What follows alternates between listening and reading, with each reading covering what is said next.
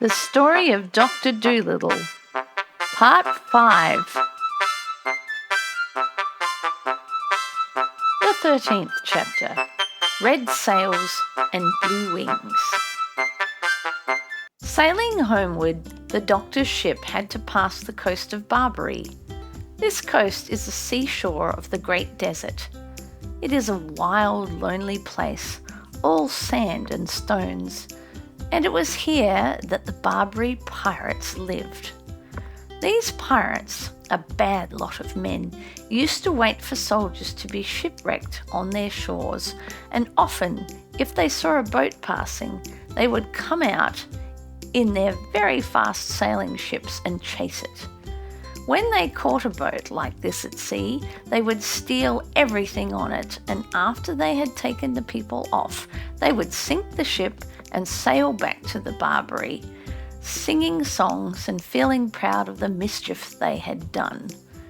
Then they used to make the people they had caught write home to their friends for money, and if the friends sent no money, the pirates often threw the people into the sea. Now, one sunshiny day, the doctor and Dab were walking up and down on the ship for exercise.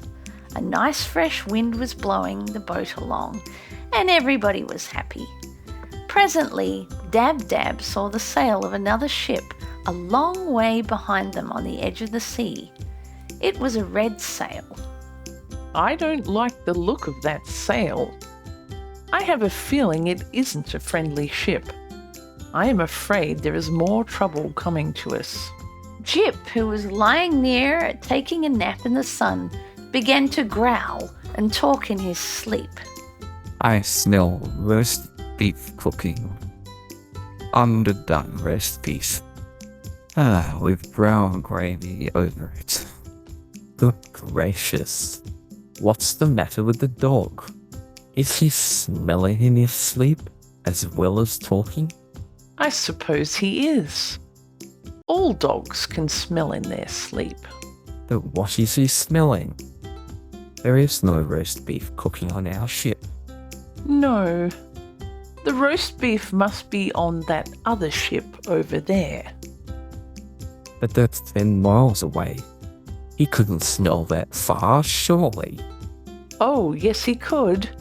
You ask him. Then Jip, still fast asleep, began to growl again, and his lip curled up angrily, showing his clean white teeth. I smell bad men. The worst men I ever smelt. I smell trouble. I smell a fight. 6 bad scoundrels fighting against one brave man. I want to help him.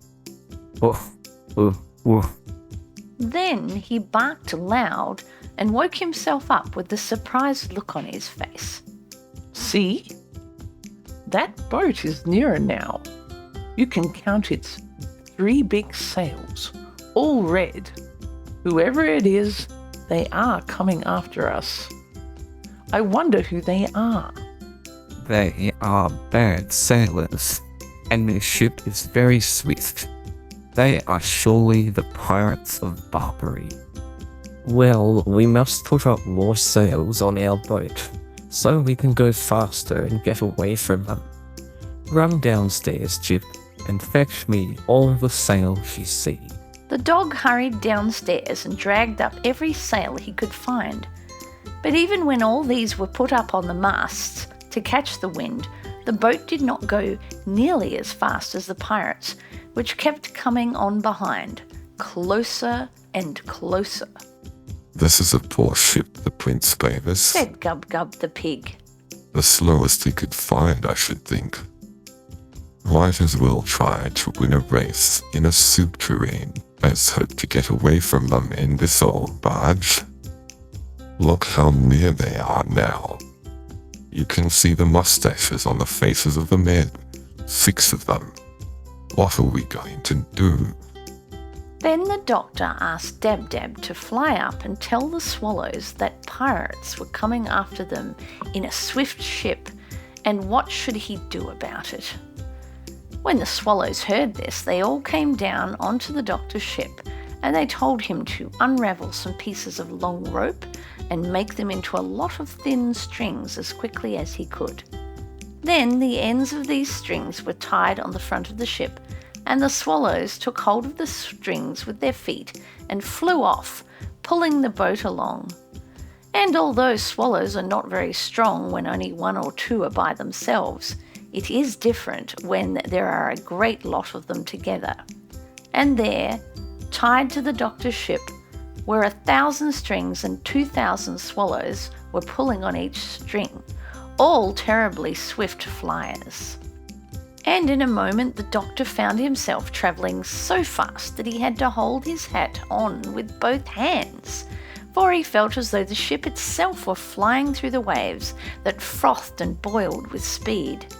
And all the animals on the ship began to laugh and dance about in the rushing air, for when they looked back at the pirate's ship, they could see that it was growing smaller now instead of bigger. The red sails were being left far, far behind. The 14th chapter, The Rat's Warning. Dragging a ship through the sea is hard work, and after 2 or 3 hours the swallows began to get tired in the wings and short of breath. Then they sent a message down to the doctor to say that they would have to take a rest soon, and that they would pull the boat over to an island not too far off and hide it in a deep bay till they had got breath enough to go on. And presently the doctor saw the island they had spoken of. It had a very beautiful high green mountain in the middle of it. When the ship had sailed safely into the bay, where it could not be seen from the open sea, the doctor said he would get off onto the island to look for water, because there was none left to drink on his ship, and he told all the animals to get out too and romp on the grass to stretch their legs. Now, as they were getting off, the doctor noticed that a whole lot of rats were coming up from downstairs and leaving the ship as well.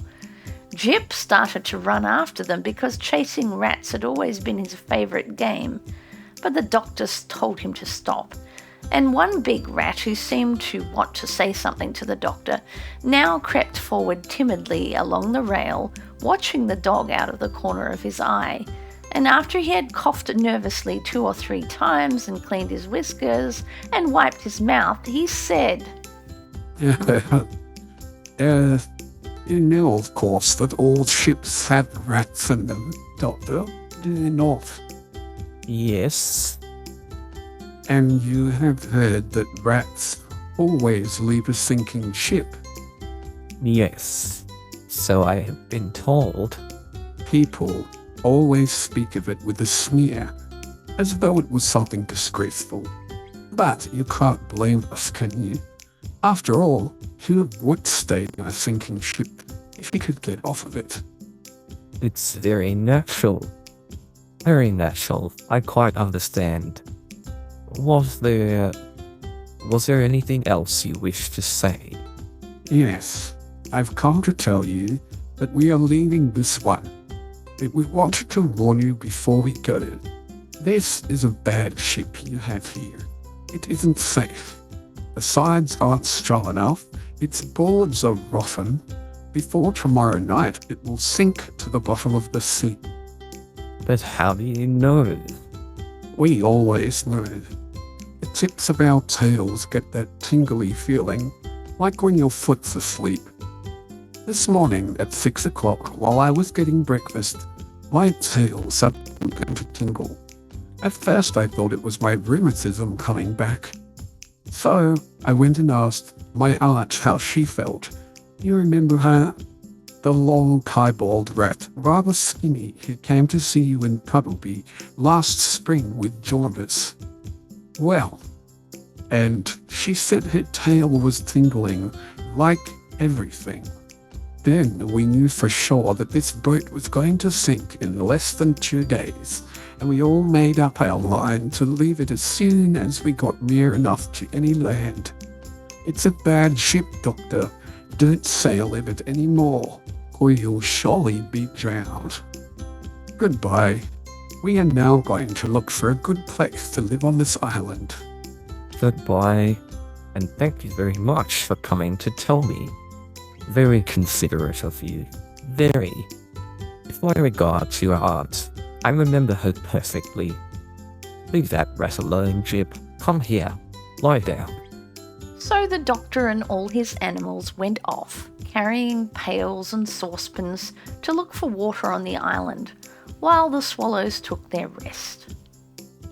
I wonder what is the name of this island. It seems a pleasant place. What a lot of birds there are. Why, these are the Canary Islands. Don't you hear the canaries singing? The doctor stopped and listened. Why, to be sure.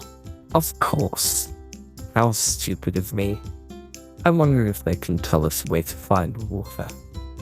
And presently the canaries, who had heard all about Dr. Dolittle from birds of passage, came and led him to a beautiful spring of cool, clear water, where the canaries used to take their bath, and they showed him lovely meadows where the birdseed grew and all the other sights of their island.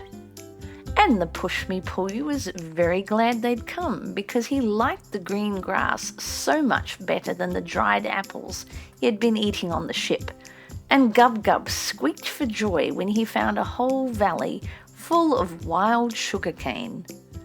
A little later, when they had all had plenty to eat and drink, and were lying on their backs while the canaries sang for them, two of the swallows came hurrying up, very flustered and excited.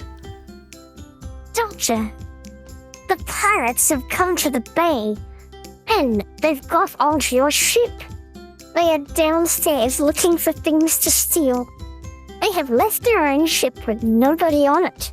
If you hurry and come down to the shore, you can get onto their ship, which is very fast, and escape. But you have to hurry. That's a good idea. Splendid. And he called his animals together at once, said goodbye to the canaries, and ran down to the beach. When they reached the shore, they saw the pirate ship with the 3 red sails standing in the water. And just as the swallows had said, there was nobody on it. All the pirates were downstairs in the doctor's ship, looking for things to steal. So John Dolittle told his animals to walk very softly, and they all crept onto the pirate ship. The 15th chapter, The Barbary Dragon. Everything would have gone all right if the pig had not caught a cold in his head while eating the damp sugar cane on the island. This is what happened. After they had pulled up the anchor without a sound and were moving the ship very, very carefully out of the bay, Gub-Gub suddenly sneezed so loud that the pirates on the other ship came rushing upstairs to see what the noise was. As soon as they saw that the doctor was escaping, they sailed the other boat right across the entrance to the bay so that the doctor could not get out into the open sea. Then the leader of these bad men, who called himself Ben Ali the Dragon, shook his fist at the doctor and shouted across the water, Ha ha, you are caught, my fine friend. You were going to run off in my ship, eh? But you are not a good enough sailor to beat Ben Ali, the Barbary Dragon. I want that duck you've got, and the pig too. We'll have pork chops and roast duck for supper tonight. And before I let you go home, you must make your friends send me a trunk full of gold. Poor Gub-Gub began to weep, and Dab-Dab made ready to fly to save her life. But the owl Tutu whispered to the doctor, Keep him talking, Doctor. Be pleasant to him. Our old ship is bound to sink soon. The rats said it would be at the bottom of the sea before tomorrow night, and the rats are never wrong. Be pleasant till the ship sinks under him. Keep him talking. What? Until tomorrow night? Well, I'll do my best. Let me see. What shall I talk about? Oh, let them come on. We can fight the dirty rascals. There are only 6 of them. Let them come on. I'd love to tell that collie next door when we get home that I had bitten a real pirate. Let them come. We can fight them. But they have pistols and swords. No, that would never do. I must talk to him. Look here, Ben Ali. But before the doctor could say any more, the pirates began to sail the ship nearer, laughing with glee and saying to one another, "Who shall be the first to catch the pig?" Poor Gub-Gub was dreadfully frightened, and the pushmi-pullu began to sharpen his horns for a fight by rubbing them on the mast of the ship, while Jip kept springing in the air and barking and calling Ben Ali bad names in dog language. But presently, something seemed to go wrong with the pirates.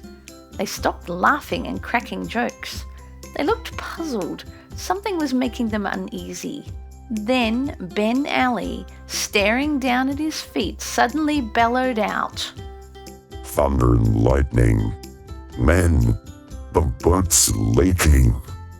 And then the other pirates peered over the side, and they saw that the boat was indeed getting lower and lower in the water. And one of them said to Ben Ali, But surely if this old boat were sinking, we should see the rats leaving it. and Jip shouted across from the other ship, You great duffers, there are no rats there to leave. They left 2 hours ago. Do you, my fine friends? But of course, the men did not understand him. Soon the front end of the ship began to go down and down, faster and faster, till the boat looked almost as though it was standing on its head, and the pirates had to cling to the rails and the mast and the ropes and anything to keep from sliding off. Then the sea rushed, roaring in through all the windows and the doors, and at last the ship plunged right down to the bottom of the sea, making a dreadful gurgling sound, and the 6 bad men were left bobbing about in the deep water of the bay. Some of them started to swim for the shores of the island, while others came and tried to get onto the boat where the doctor was, but Jip kept snapping at their noses, so they were afraid to climb up the side of the ship. Then suddenly, they all cried out in great fear, "The sharks! The sharks are coming! Let us get onto the ship before they eat us! Help! Help! The sharks! The sharks!" And now the doctor could see all over the bay the backs of big fishes swimming swiftly through the water, and one great shark came near to the ship, and poking his nose out of the water, he said to the doctor, Are you John Dolittle, the famous animal doctor? Yes, that is my name. Well, we know these pirates to be a bad lot, especially Ben Ali. If they are annoying you, we will gladly eat them up for you, and then you won't be troubled any more. Thank you. This is really most attentive, but I don't think it will be necessary to eat them. Don't let any of them reach the shore until I tell you. Just keep them swimming about, will you? And then please make Ben Ali swim over here so I may talk to him. So the shark went off and chased Ben Ali over to the doctor. Listen, Ben Ali. You've been a very bad man, and I understand that you've killed many people. These good sharks here have just offered to eat you up for me.